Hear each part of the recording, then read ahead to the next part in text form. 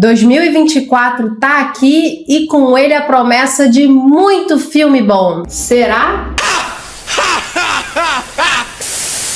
Oi, meu nome é Débora. Eu sou mais conhecida aqui e nas redes vizinhas como Deb Escreve. Eu sou escritora, leitora e cinéfila de plantão. E se 2023 foi o ano do recordar é viver, com todos aqueles live actions, principalmente de anime, 2024 é o ano do pagar pra ver. Porque eu tenho uma lista com 10 filmes pra você conferir e dessa vez eu acho que eles estão valendo a pena. That's what she said. E nessa lista eu trago principalmente variedade. Filme de biografia, de ficção científica, de terror, classicões e, é claro, o bom e velho filme de super-herói. Então, para aquecer os motores para esses filmes, já clica aqui nesse botão de like, já clica aqui na inscrição, já clica aqui no sininho para a gente continuar falando de cinema. Eu escolhi fazer essa lista em ordem cronológica, então, se você quiser até salvar esse vídeo para você ter a ordem dos filmes que você vai assistir durante todo o ano, já fica a dica. Para começar, já coloco daqueles que aqui no meu pessoal é um dos meus mais aguardados, que é Ferrari. Esse filme vai sair agora em fevereiro e é o tipo de projeto que eu já me empolgo só de ver certos nomes, tipo a Penélope Cruz, o Adam Driver e o Michael Mann. E esse último é o nome que mais me empolga. Quando eu vi a notícia lá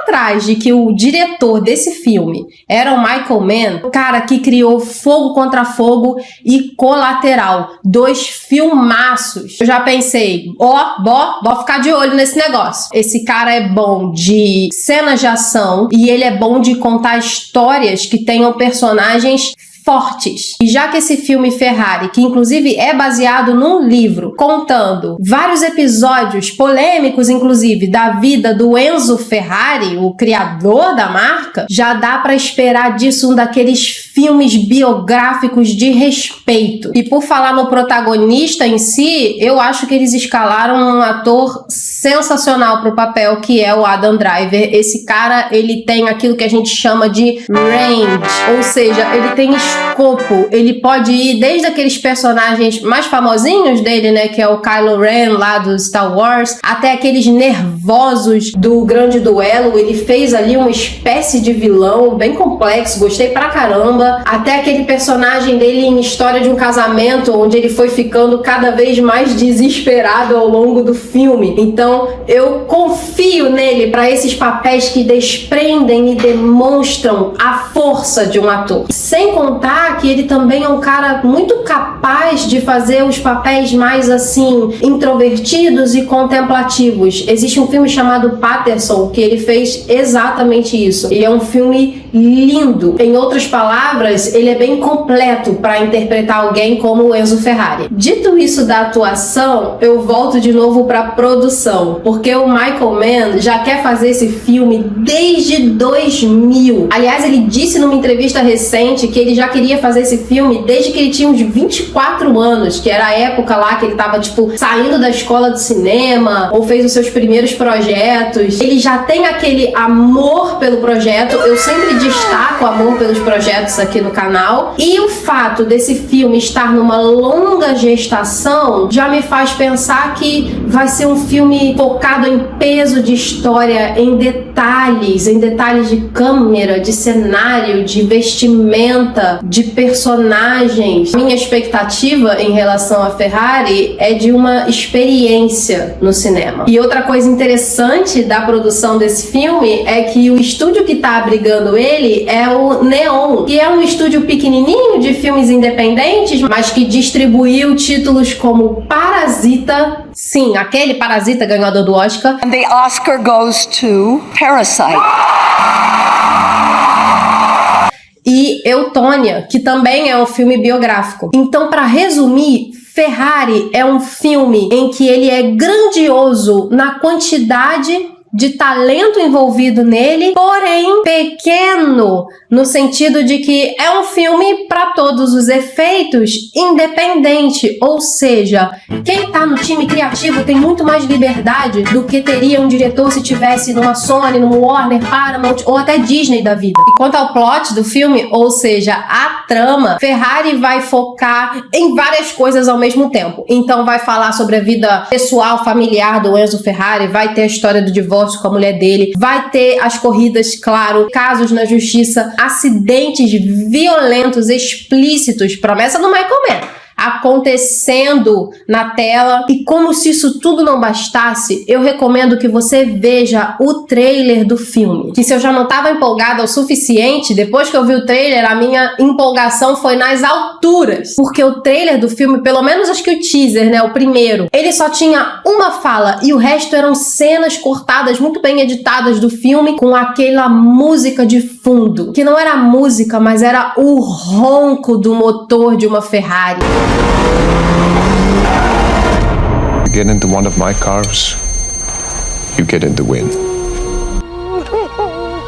Então só por aí a gente já contempla a visão artística dessa equipe criativa. E é isso, eu não poderia vender mais esse filme do que eu acabei de fazer agora. Quando bater fevereiro, vambora pro cinema ver Ferrari. Em março nós temos 2 ficções científicas de peso. Como eu disse lá no início, só vou trazer filme aqui que promete. A primeira delas é a aguardadíssima sequência de Duna. Duna é aquela história, né? Foi um filme de alto orçamento, dirigido pelo Denis Villeneuve, que também fez aquele Blade Runner 2049. O cara sabe fazer ficção científica. E não apenas isso, ele sabe fazer uma ficção científica bonita, interessante. Coisinha linda.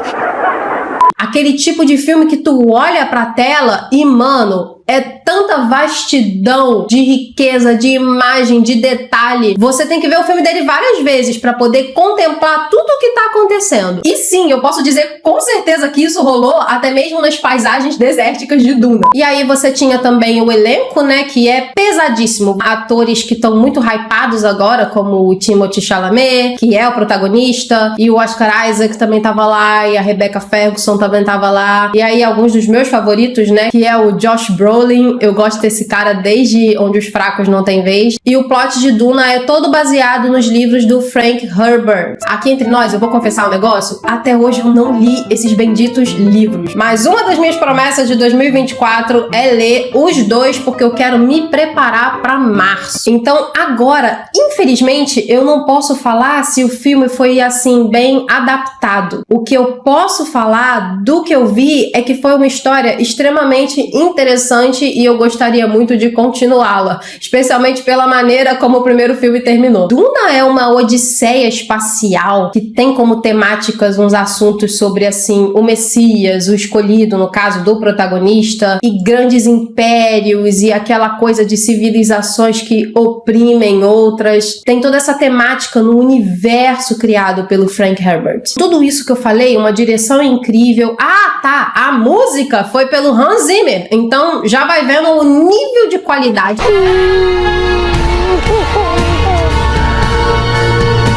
E o nível de fé que a Warner depositou nesse filme. Só que para falar também de fé do estúdio em relação ao filme, em relação a Duna especificamente, é preciso mencionar que esse filme foi lançado em plena pandemia. Então isso prejudicou um pouco lá a bilheteria do filme. Tinha um budget lá de 150 milhões e ao todo o filme arrecadou mundialmente 402 milhões. O que, se você já viu aquele meu outro vídeo lá que eu falei mais sobre como os estúdios de fato lucram com os filmes, dá pra imaginar que não é um número muito animador. E principalmente não é um número que pede uma sequência. Só que, cara, no momento que Duna começou, já apareceu lá, Duna parte 1 no título. Então, assim, já dava pra saber que o estúdio ia fazer a sequência independente do resultado da bilheteria do primeiro filme. Eu acho que a Warner gosta de gastar dinheiro, só pode. Outra coisa que eu acho que prejudicou lá o lançamento do primeiro Duna é que a HBO tava naquela fase bem louca dela, que eles lançavam o filme no cinema e no streaming ao mesmo tempo. Eu sou uma que, na época, não conhecendo muito o que era Duna, eu ia querer ver em casa. Tanto que vi em casa, tempos depois do lançamento. Então, olha que situação estranha. Temos um filme de extrema qualidade, de um universo muito interessante, que tem muitos fãs aí ao redor do mundo, porque Duna é um livro antigo, que não deu exatamente dinheiro para os estúdios. Só que eu tenho a impressão de que Duna 2 vai ser um caso tipo assim, em que o filme ganha uma audiência depois que lança, anos depois que lança. E aí, quando vai bater o segundo filme no cinema, aquela audiência que foi construída a longo prazo vai ser fiel. Sem contar que agora já não estamos mais naquela época da pandemia.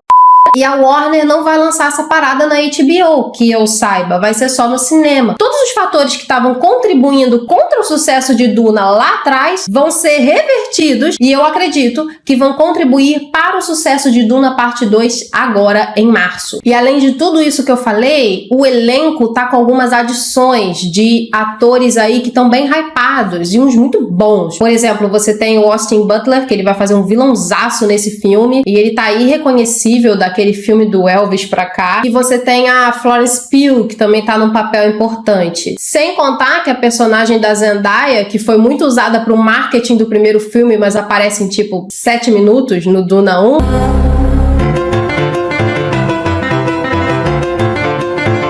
Disseram que ela vai aparecer muito mais agora. Um último fator que contribui para o provável sucesso desse blockbuster em particular é o fato de que ele é a parte 2. Lembra daqueles filmes do Jogos Vorazes lá que o do final tinha parte 1 e parte 2 e o Harry Potter tinha parte 1 e parte 2 da história final? Esses filmes geralmente fazem muito setup, ou seja, eles plantam sementinhas na parte 1, para você poder entender e para você poder sentir com mais peso tudo que vai acontecer na parte 2, que é o chamado payoff. Duna 1 já teve suas cenas de ação, mas a promessa é que na parte 2 vai ter muito mais cenas de ação. Nossa, teve uma minhoca gigante no espaço no primeiro filme, vai ter 3 minhocas gigantes no espaço no segundo filme. Quando der março, dê atenção para Duna 2. O outro filme de ficção científica que sai em março pode ser para alguns ainda mais interessante do que Duna 2, porque quem tá dirigindo o projeto é o Bong Joon-ho. Eu não sei se eu falei o nome dele certo, mas quando eu falar diretor de Parasita, aquele cara que ganhou Oscar de melhor filme, não melhor filme estrangeiro, tá ligado? Melhor filme, o grande prêmio da noite. Aí as suas expectativas começam a crescer. E o nome do filme é a melhor parte. Mickey 17. Que também é uma adaptação do livro de ficção científica Mickey 7. Confundiu a mente aí? Então, pois é, o Jon Bong-ho vai fazer o Mickey 17 e o livro original é o Mickey 7. Não se sabe exatamente por que ele fez uma adaptação até no título. O que nós sabemos é que, sim, isso vai ter uma interferência no plot que eu vou falar agora. Mickey 17 é a história de um expendable. Não é esse expendable, pelo amor de Deus. Expendable no sentido de descartável. Porque a qualquer momento podem fazer outro dele. Se já estamos no Mickey 17, teve o Mickey 1, o 2, o 3, o 4 e por aí vai. É engraçado porque agora que o Mickey mesmo virou domínio público, vai ter muito mais do que 17 Mickeys rolando por aí, né? I am the danger. I am the one who knocks. O Mickey 17 é mandado para um planeta gelado chamado Niflheim, missão de colonizar. Quando ele chega lá, os negócios não dá muito certo, ele tem muitos problemas e o pior de tudo é que quando ele volta pro planeta dele, ele descobre que já estão fazendo ou já fizeram um Mickey 18. O que significa que vão apagar, né? Descartar ele. E aí ele luta pra ninguém descobrir que fizeram um Mickey 18. Enquanto isso tá rolando as tretas lá em Niflheim. O filme é assim, doido. A maioria desses filmes doido, bom, sempre vem de um livro. Ah, e tem um detalhe também nos Mickeys. nesses descartáveis, é que, embora eles sejam mortos um após o outro e sendo substituídos, as memórias, elas permanecem, elas meio que são transplantadas ou alguma coisa assim. Então, o Mickey 17 lembra de tudo. E eu não sei de que formas o Bong Joon-ho vai explorar esse negócio, eu só sei que ele é muito inventivo, né, nos filmes dele. Eu acredito que ele tem muito mesmo a explorar, especialmente com o elenco, porque o Mickey 17 é ninguém mais do que o nosso atual Batman, Robert Pattinson. Eu faço um parêntese aqui no Robert Pattinson porque eu acho interessante como ele tá tentando se tornar um DiCaprio ou um Johnny Depp da vida. São atores que lá atrás eles eram assim um escolhido da Capricho. Era esses os papéis que eles faziam de galanzinho, tá ligado? Como o Robert fez lá em Crepúsculo. Você é lindo. Aí eles começam a se unir com os diretores mais conceituais ou mais assim de peso pra poder se livrar daquele estigma de garoto bonito do cinema e realmente fazer filmes mais interessantes. O Leonardo DiCaprio, ele é um parceiro quanto mais do Scorsese, assim como o Johnny Depp é um parceiro quanto mais do Tim Burton. E eu espero que o Robert Pattinson ache o diretor dele pra ser um parceiro quanto mais e sempre ter projetos interessantes. Mais pra Scorsese do que Tim Burton, de preferência. Outra pessoa que tá no elenco desse filme é o Steven Yeun. E de novo, eu não sei se eu tô pronunciando o nome do cara direito, mas é o nosso Glenn. Mano, Spoiler alert. depois que ele morreu lá em The Walking Dead, That was a huge spoiler. ele só decolou na carreira. Além disso, eu destaco também a Toni Collette, que é aquela famosa cara super bizonha e amedrontadora do Hereditário. Mano, a Toni Collette arrepia. Ela é muito boa atriz. Então, assim, faz sentido, né, que o Bong Joon-ho vai se cercar de talento também e dirigir a coisa toda. Pula 2 meses e em junho estreia Divertidamente 2. Vocês lembram de Divertidamente? Aquele filme que foi do Oscar ao meme, amado por crianças e pelos seus pais? Eu me lembro que foi na época desse filme que o pessoal começou a questionar um pouco os métodos da Pixar, que é aquele estúdio que faz questão de arrancar uma lágrima de você. Eles apelam mesmo. Eu, particularmente, já tava chorando em Up, então eu já sabia esse negócio.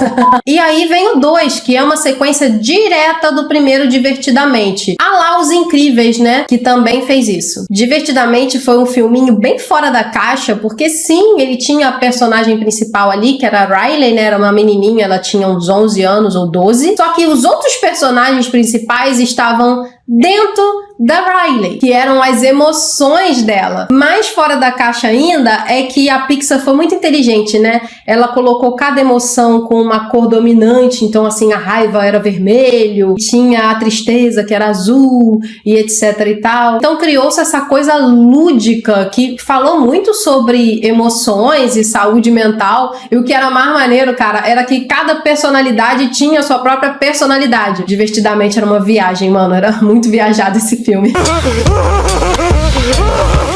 Então pensa comigo, se no primeiro filme a Riley é uma criança, agora no segundo ela vai ser uma adolescente. Então assim, as emoções vão estar mais intensas do que nunca e parece que vão ter novas emoções chegando. No mundo de Divertidamente, isso significa novos personagens. Tudo muito bem, tudo muito legal, só que eu tenho algumas ressalvas pra fazer aqui. Vocês lembram do meu outro vídeo onde eu falei, olha, não gasta seu dinheiro à toa, presta atenção no trailer, presta atenção nos sinais de que uma produção pode ser muito boa ou muito ruim. Divertidamente 2 tem alguns desafios. O primeiro é fazer algo original depois do primeiro filme ter sido assim tão bonkers, fora da caixa mesmo. O segundo, a Riley vai ser uma adolescente. Não é muito fácil você escrever um adolescente que não seja irritante. Isso é um desafio, porque você não quer cair em estereótipos, você não quer fazer mais do mesmo e você quer que ela tenha conflitos ao mesmo tempo. Perceba, é um trabalho de escrever uma personagem profunda, de estudá-la, de analisá-la e de trazê-la de uma maneira identificável ao público. Terceiro desafio, a Pixar, né, ela anda numa má fase. E o quarto desafio, e nesse eu acho que eu posso chamar de primeiro problema, é que o roteirista de Divertidamente 2 é o mesmo roteirista daquela obra que foi Lightyear.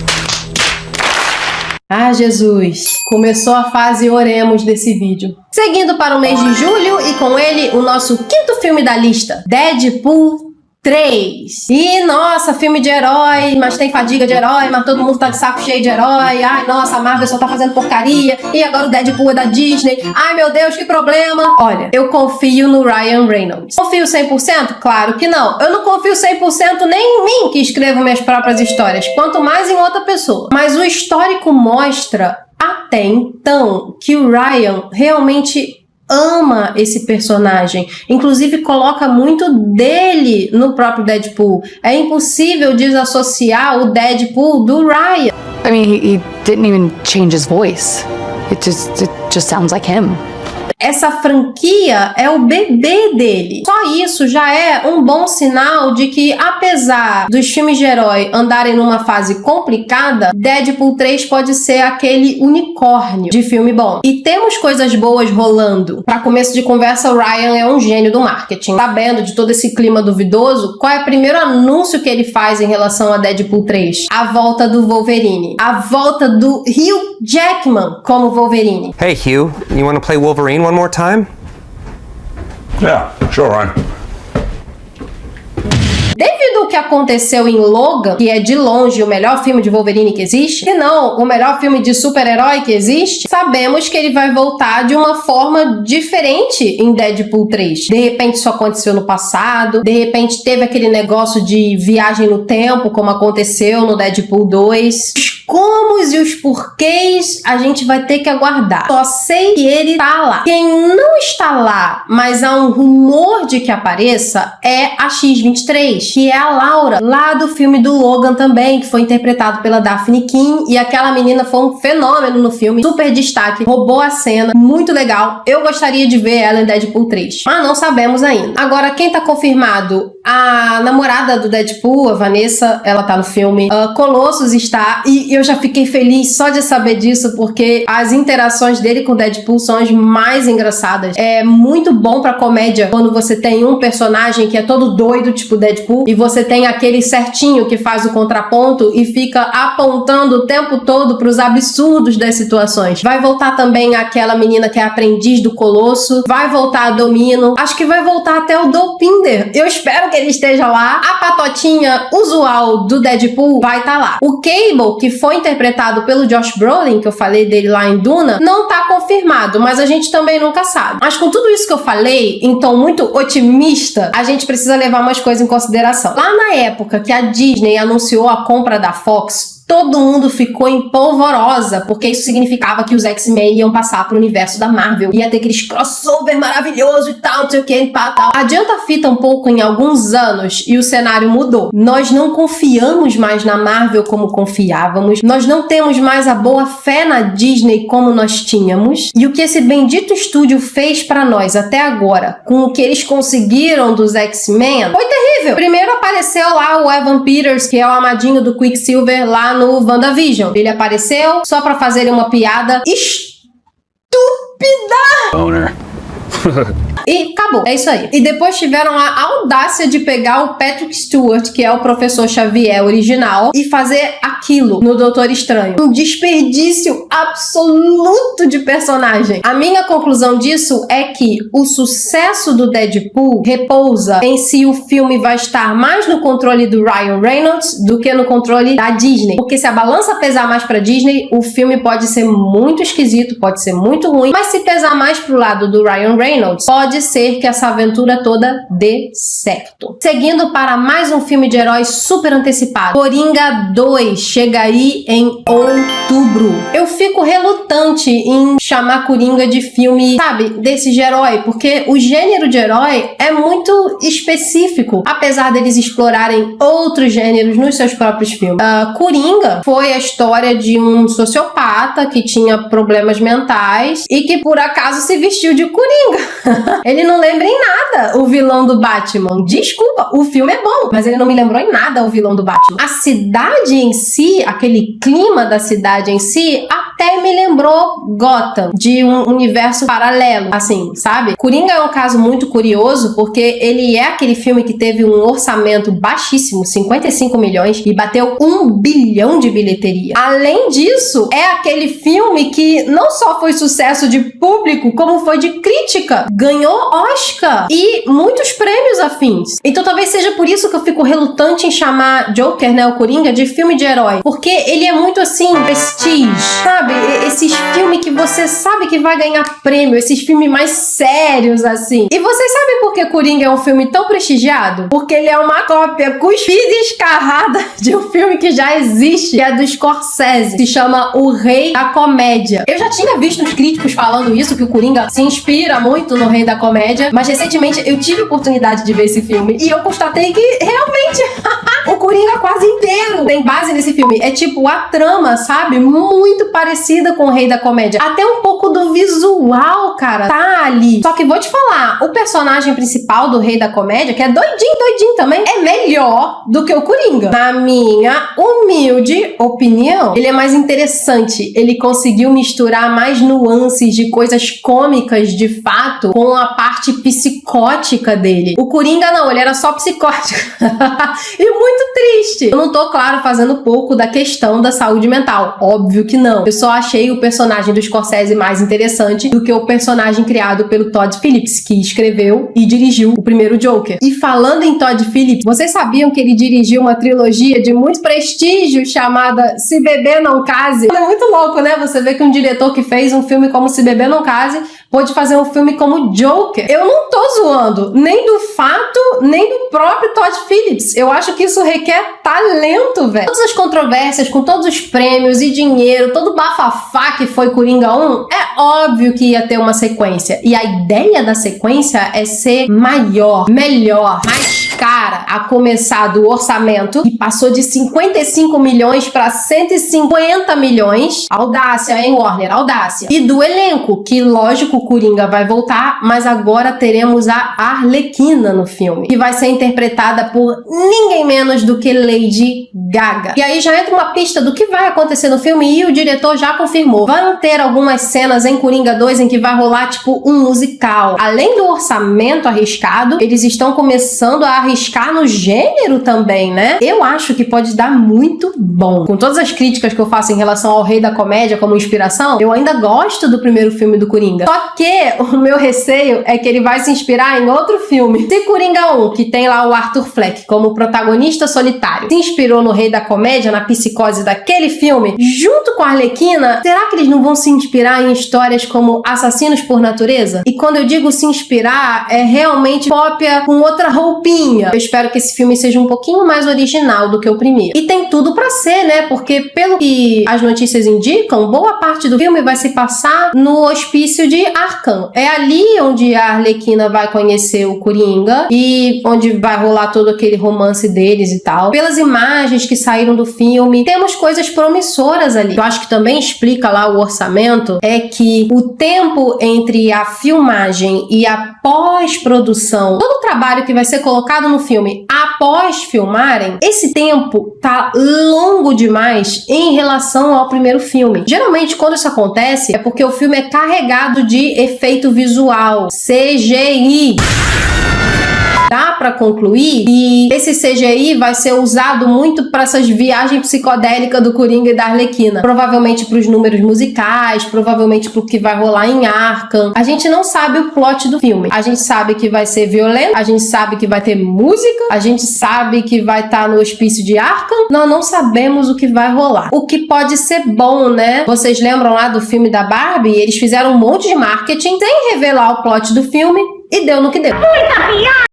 Seguindo para novembro com um épico. É isso mesmo, amantes de história, essa é a hora que a gente vai pro cinema. Só pra lembrar que Hollywood não tá nem aí pros livros de história, mas fazem boas tramas lá nas épocas que a gente tanto gosta de revisitar e com personagens que a gente tanto ama estudar. Eu gosto de história.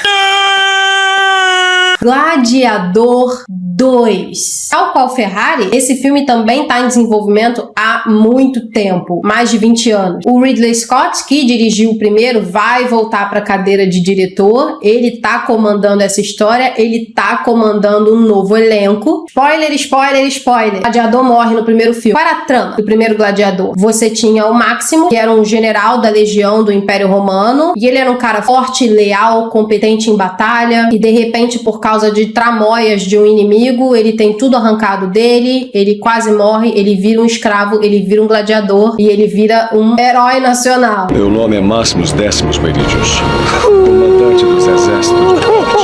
E esse filme tinha de tudo. Música, era ambientação, era as cenas de ação, a violência, era o drama, era o conflito, a tramóia política, era o conflito familiar. Gladiador é um filme completo. Ganhou prêmio que só. E a crítica também se apaixonou pelo filme. Mas como fazer uma sequência quando o seu protagonista tá morto? That's interesting. Esse é o dilema do Gladiador 2, mas parece que depois de 20 anos eles deram um jeito. Como? Lá no Gladiador 1, não sei se vocês lembram disso, mas o imperador, o ruinzão lá, o Commodus, que inclusive foi interpretado pelo atual Joker, né, o Joaquin Phoenix, ele tinha um sobrinho, e esse sobrinho chamava Lucius, e o Lucius admirava muito o Gladiador e tal, tinha toda uma treta familiar ali rolando. O protagonista do Gladiador 2 vai ser esse menino crescido, o Lucius. E daí por diante não se sabe muito da história. O elenco conta com umas figuras conhecidas, e eu destaco aqui o Pedro Pascal, que é um queridinho, ele tá em tudo que é produção agora, e o Denzel. Opa, aí já tem um pouco mais de fé no filme. Até onde eu sei, o Denzel não se mete em projeto furado. King Kong é mico perto de mim! Outro motivo que também me leva a ter um pouco de fé em Gladiador 2 é que o Ridley Scott, ele sabe fazer épico. Ele fez, além do Gladiador, Cruzada, que é um filme maravilhoso. Eu recomendo a versão estendida, porque a história vai fazer muito mais sentido, e os payoffs, e os conflitos, e as emoções do filme vão ser muito mais bem exploradas. Assiste o grandão. E ele também fez um filme que eu achei super injustiçado não ter uma bilheteria grande, que foi O Grande Duelo. Recentemente, inclusive, ele fez Napoleão. E aí vem aquela pedrinha no sapato de Gladiador 2, que pode ser um problema em potencial. O cara que escreveu Gladiador 2 é o mesmo cara que escreveu Napoleão. Ele tem umas qualidades absolutas, do tipo cenas épicas de batalha, embora não historicamente corretas, mas isso aí é da genialidade do Ridley Scott de dirigir épico. Agora, a crítica da galera é que o filme parece que esqueceu um pouco que Napoleão foi um gênio militar e político, e focou só no lado assim mesquinho e pequeno Napoleão dele. Sabe o complexo de Napoleão? Foi esse filme. Agora vamos ver quem é Napoleão Bonaparte.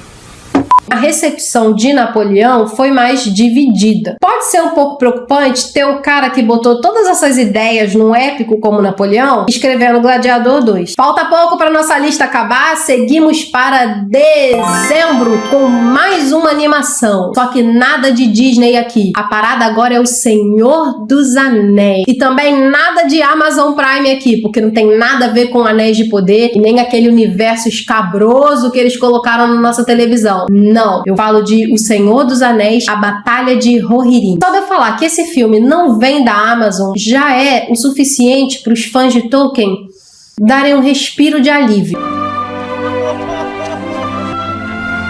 Eu quero falar um pouco do Tolkien porque tem gente que ainda acredita que o Tolkien fez O Senhor dos Anéis e O Hobbit, mas a verdade é que Tolkien foi um autor tão genial que ele criou o próprio universo dele. E quando eu digo o próprio universo dele, ele criou seus próprios livros de história. É isso que é cada um dos livros que o Tolkien fez. O Senhor dos Anéis, O Hobbit, O Silmarillion e tantos outros. Quando você lê essas histórias, é como se você estivesse lendo os livros de história daquele mundo, daquela humanidade que ele criou. Só que esses livros de história tá cheio de magia, dragão, elfo. Ah, muito bom! A outra coisa interessante na Batalha de Rohirrim é que, além deles prometerem muita fidelidade à obra original, é que esse filme vai ser em animação. Então vocês sabem que eu gosto de um desenho, né? É claro que eu quero ver esse filme. Eu não acredito que a gente vai ver os personagens do Senhor dos Anéis nessa história, porque embora eles já até possam existir na época em que se passa a Batalha dos Rohirrim, o foco vai ser em personagens novas. No caso, o rei de Rohan, que é o Helm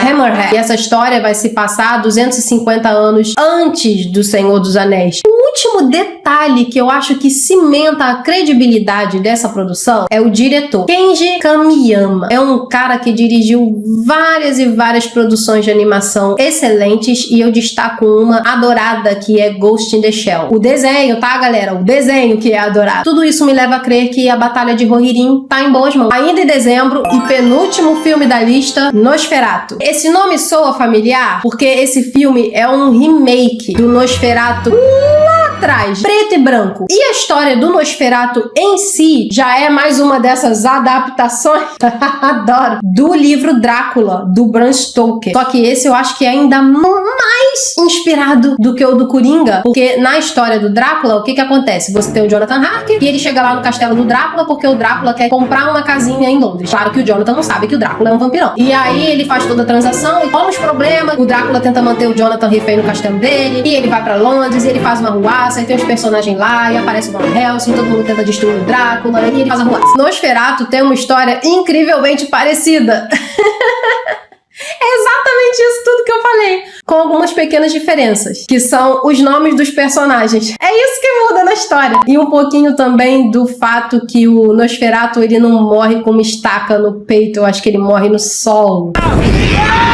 E a diferença que eu diria que é a maior é que Drácula, ele era um vampiro um pouco mais extrovertido, sabe? Ele era retratado de uma outra forma. Enquanto que Nosferatu era aquele cara que era mais na dele. E ele tem mais aquela aparência doentia e malévola e, sabe? Então, assim, Nosferatu e Drácula são e não são o mesmo personagem. Porque de Nosferatu veio aquele estereótipo do vampiro desmilinguido, tá ligado? E de uma outra adaptação cinematográfica do Drácula, aquela com o Bela Lugosi, e também o próprio Drácula do Bram Stoker, que é do Coppola, veio aquela imagem do vampiro mais suave e sensual e sedutor e tal. This is my torture chamber.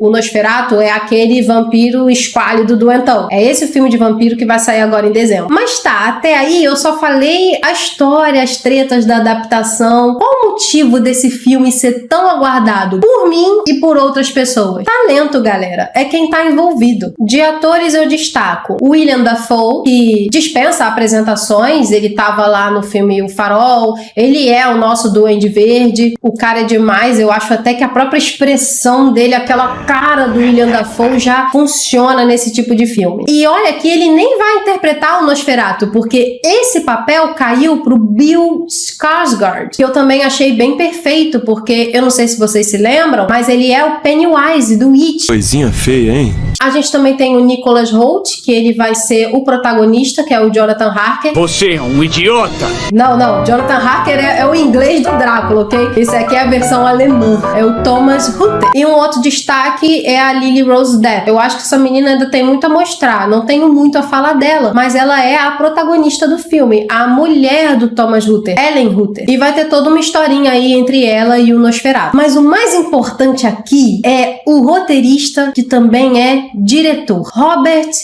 Eggers. Mano do céu, esse cara sabe fazer filme de terror. Ele fez O Farol, ele fez A Bruxa e ele fez o mais recente que, além de ser uma espécie de filme que tem umas cenas de horror, ele também mexe muito com mitologia e um pouco de história, que foi O Homem do Norte. A Bruxa, se eu não me engano, foi o filme de estreia dele e já foi um filmaço. O Farol é aquele filme que a academia fica babando, né? Já O Homem do Norte foi quando o estúdio falou, ó, toma esse dinheiro e faz o teu filme, que foi aquele filme assim de orçamento grande, o qual ele gastou muito bem, diga-se de passagem. O Robert Eggers, ele é aquele cara que sabe explorar a atmosfera de horror e sabe fazer umas histórias profundas e bem horripilantes mesmo. Eu tô muito curiosa pra saber o que ele vai fazer de uma história como Nosferatu. Sem contar que esse filme é um caso interessante de um remake que tá pedindo pra ser feito. Porque o primeiro Nosferatu é super antigo, então vale a pena trazer essa história clássica à baila de novo novo e ver quais mudanças podem ser feitas, obviamente sem detonar o espírito do original. Eu até acredito que o Eggers não vai fazer tantas mudanças assim em termos de trama, mas eu acho que ele vai trazer um visual, um jeito de filmar muito interessante, música boa. Eu acho que esse filme vai ser uma super produção de horror. Geralmente filmes nessa veia, né, terror, horror, eles não recebem um orçamento tão grande ou um prestígio tão grande, mas por ser uma história clássica, por ter aquele filme icônico, por ser o Robert Eggers, por ter esse elenco de peso, eu acredito que vai ser um filme